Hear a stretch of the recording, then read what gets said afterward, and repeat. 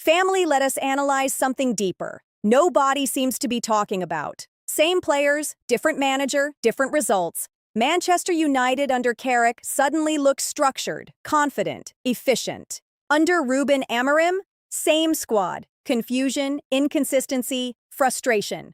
So the big question is simple. How can the same players look average under one coach and organized under another? Let's break this down properly. First, football is not just about talent. It's about clarity. Under Amorim, United tried to install a very specific system. Structured build-up, positional rotations, aggressive vertical patterns. But systems take time, especially when players are used to something else. And here's the key problem. When players are thinking about structure instead of reacting naturally, performance drops. Under Carrick, things look simpler. Fewer complicated rotations, less positional overthinking, more emphasis on balance and spacing. Carrick has essentially reduced cognitive load. And this is crucial.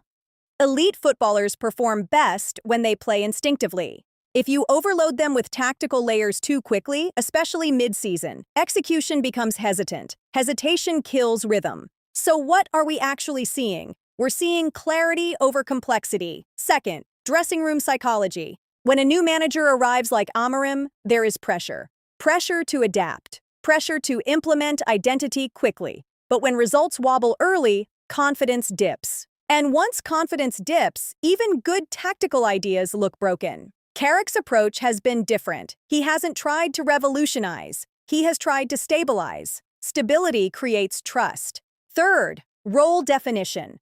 Under Amorim, several players were asked to operate in roles that didn't fully maximize their natural strengths. Under Carrick, roles appear more defined and traditional. Fullbacks defend first, overlap second. Midfielders hold shape before roaming. Attackers press with triggers rather than constant chaos. Sometimes players just need to know exactly where they stand. And Carrick has simplified responsibilities. Fourth, in-game management. Under Carrick, changes feel reactive to game state. Under Amorim, changes sometimes felt system protective rather than momentum driven. System protection says, we maintain identity. Momentum management says, we win this game first. Right now, Carrick is prioritizing momentum. Fifth, expectations and emotional temperature. Amorim arrived with identity expectations, big system, big philosophy, big transformation. That creates scrutiny. Carrick returned with lower external expectation, and lower expectation creates calm. Calm environments allow players to breathe, and when players breathe, they perform.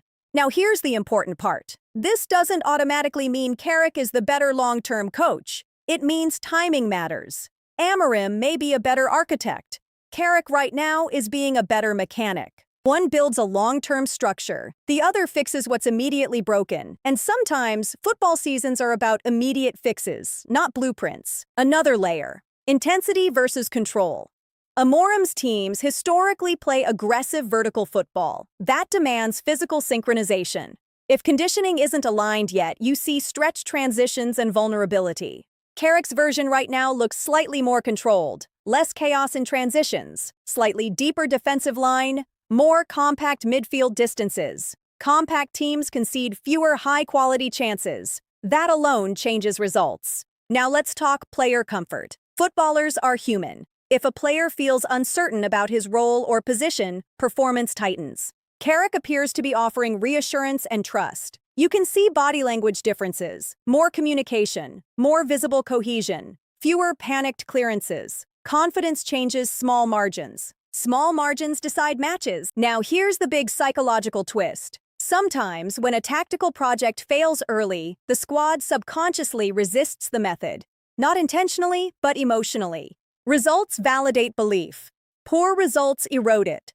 Carrick's early positive results have rebuilt belief. Belief multiplies energy. Energy increases pressing intensity. Pressing intensity wins second balls. Second balls create chances. Chances create goals. Goals create belief again. It's a loop. So what's really happening? It's not magic. It's clarity. It's simplification.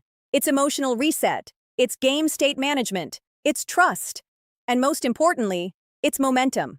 Now the dangerous part for United is this. If Carrick continues delivering results, the board faces a dilemma. Do they revert to the long-term system architect?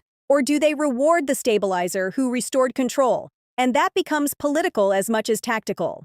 So here's my question to you. Is Carrick proving that United didn't need a tactical revolution, just stability? Or are we watching a short-term bounce that will fade once opponents adapt? Drop your thoughts. Like the video. Subscribe. Because at Smart Sports Studio, we don't just look at who won, we analyze why they won. I'm Simple, and this debate, it's just getting started. Stay smart, football family.